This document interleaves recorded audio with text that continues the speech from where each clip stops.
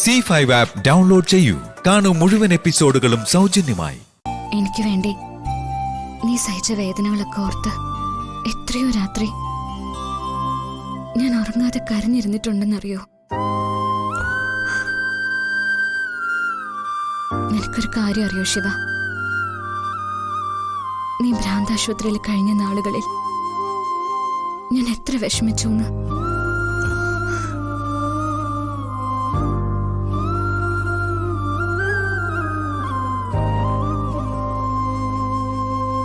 എന്റെ അമ്മ നിന്നോട് ചെയ്തതൊന്നും എനിക്ക് മറക്കാൻ കഴിഞ്ഞിട്ടില്ല ശിവ. അത്രമേൽ എന്നെ സ്നേഹിച്ച് നിനക്ക് വേണ്ടിയല്ലാതെ ഞാൻ ആർക്ക് വേണ്ടി ജീവിക്കണം? അന്ന് ആ കല്യാണ പന്തലിലേക്ക് കടന്നു വരുമ്പോ അതൊരു ഷൂട്ടിംഗ് ലൊക്കേഷൻ ആണെന്നൊന്നും ഒരു ബോധം എനിക്കുണ്ടായിരുന്നില്ല. ആരൊക്കെയോ ചേർന്നെന്നെ മർദ്ദിച്ചതും പിന്നെ തലക്കടിയേറ്റ് വീണതും മാത്രമേ എനിക്ക് ഓർമ്മയുള്ളൂ. പിന്നെ ഓർമ്മ വരുമ്പോ ഞാൻ ഏതോ ഭ്രാന്താശുപത്രിയിലായിരുന്നു. ബോധം വരുമ്പോ ദിവസങ്ങൾ കഴിഞ്ഞിരുന്നു. അപ്പോ ഏട്ടൻ മുന്നിലിരിക്കുന്നുണ്ടായിരുന്നു.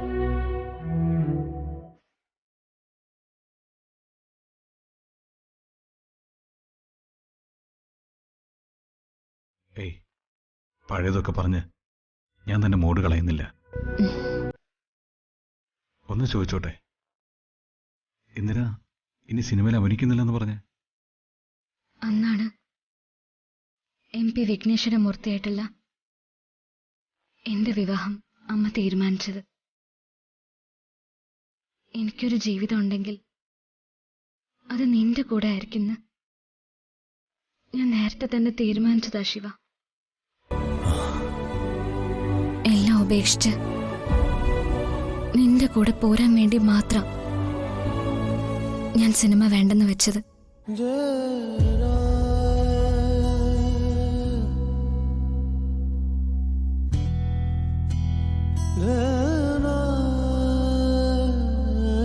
നിന്നെക്കാളും വലുതായിരുന്നില്ല ശിവ എനിക്ക് മറ്റൊന്നും.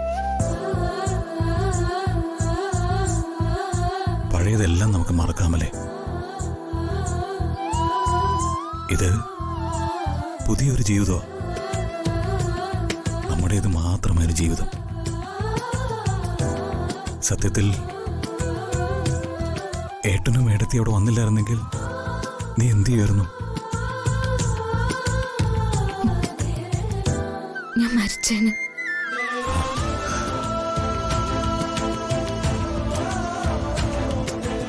I am sorry.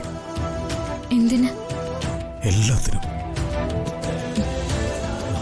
നിന്നെ മറന്നോന്ന് ഞാൻ ഏട്ടനോട് നുണ പറഞ്ഞു. അത് ഞാൻ അറിഞ്ഞിരുന്നു. ആര് പറഞ്ഞു? അമ്മ തന്നെ. അപ്പഴാ ഏട്ടത്തേക്ക് കത്ത് കൊടുത്തയക്കാൻ ഞാൻ തീരുമാനിച്ചത്. എല്ലാം ഒരു കടങ്കഥ പോലെ തോന്നുന്നു അല്ലേ ശിവ? ഇനി നമ്മളിങ്ങനെ സങ്കടം പറഞ്ഞുകൊണ്ടിരുന്നിട്ട് ഒരു കാര്യമില്ല. ഇനി നമ്മുടെ ജീവിതത്തിൽ സന്തോഷം മാത്രമേ ഉള്ളൂ. ഇന്ന് നമ്മുടെ ആദ്യരാത്രിയാ. ഈ സന്തോഷം നമ്മുടെ ജീവിതത്തിൽ എന്നും നിലനിൽക്കണം. ഒരു വിധത്തിൽ ഞാൻ രണ്ടുപേരെയും ജോയിന്റ് ആക്കി വെച്ചിരിക്കുക.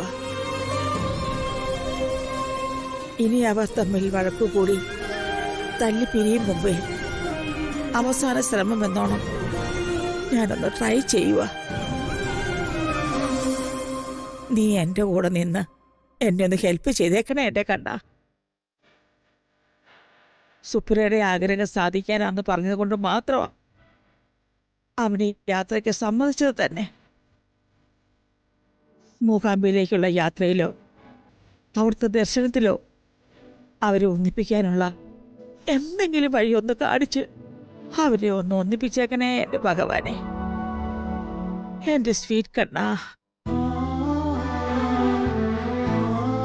നിന്റെ മരണത്തിന് ശേഷം എനിക്ക് നീ എഴുതിയ കത്തുകളിൽ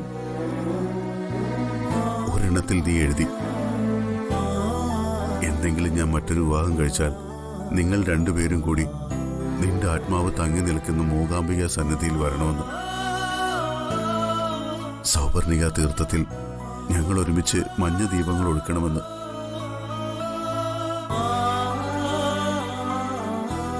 നിനക്കറിയാലോ, ഇനി 6 മാസം കൂടി അവൾക്കൊപ്പം ജീവിച്ച് പരീക്ഷിക്കാനാണ് കോടതി ഉത്തരവിട്ടതെങ്കിലും നീയല്ലാതെ മറ്റൊരാളെ കുറിച്ച് ചിന്തിക്കാനേ എനിക്ക് പറ്റുന്നില്ല. ഒരുപക്ഷെ അവൾ എന്റെ ജീവിതത്തിലേക്ക് കടന്നു വന്നത് ഈ നിയോഗത്തിന് വേണ്ടിയായിരുന്നുവെന്ന് എനിക്കിപ്പോ തോന്നുന്നു സുപ്രിയ. അവളെ എനിക്ക് ഇഷ്ടമല്ലാഞ്ഞിട്ടോ പാവമാണെന്ന് അറിയാഞ്ഞിട്ടോ അല്ല. നീ എനിക്ക് നൽകിയ സ്നേഹത്തിന്റെ അമൃതിനപ്പുറം മറ്റാരുടെ സ്നേഹം സ്വീകരിക്കാനോ അത് തിരിച്ചു കൊടുക്കാനോ എനിക്ക് കഴിയില്ല സുപ്രിയ. നിന്റെ ഓർമ്മകളുടെ മൺകുടം വീണ് ഉടഞ്ഞു പോയത് എന്റെ ഉള്ളില്. അവ ഓരോ ദിവസവും എന്നെ കുത്തി നോവിച്ച് കൂടുതൽ ശക്തമാക്കുകയാണ്. നിന്റെ ഓർമ്മകളെ ഞാൻ എന്റെ ജീവനിൽ കൊരുത്ത് ഈ ജീവിതത്തിന്റെ അങ്ങേയറ്റം വരെ, എന്റെ പ്രാണൻ വെടിയുന്നവരെ ഞാൻ കൊണ്ടുപോകും സുപ്രിയ. നീയല്ലാതെ മറ്റൊരാളെയും സ്നേഹിക്കാൻ എനിക്ക് കഴിയില്ല സുപ്രിയ. പക്ഷേ ഇവൾ, ഈ ബേക്കറിക്കാരി, അവളെ എന്നെ ഇപ്പൊ കൺഫ്യൂഷനിലാക്കുന്നത്.